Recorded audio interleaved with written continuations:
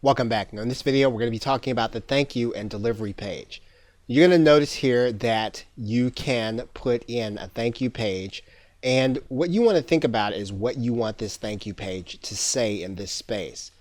What you probably do not want to do is to deliver the giveaway on this URL. The reason is that you may or may not necessarily have the person to have opted in. You want them to continue the process, and sometimes if they get the delivery before they finish the confirmation, they may not finish and they may never become part of your list. So the most conservative thing to do is to find one of your templates that basically tells the person to check their email.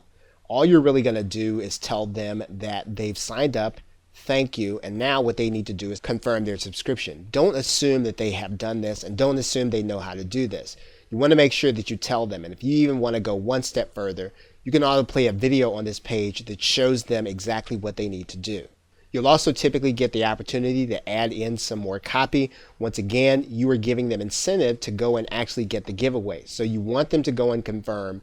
And what you're trying to do here on this page is to give them the incentive to go ahead and do what's necessary so they become part of your email marketing list. You're going to notice that there are no social media buttons. There are no more additional offers on this page because we want the client to take this one action. We don't want to distract them from anything that they're going to be doing other than becoming part of our marketing list so that we can continue to market to them.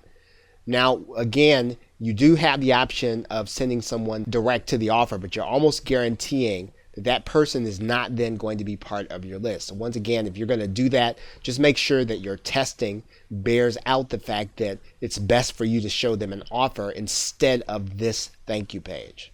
Okay, so with that, thanks, and I will see you in another video.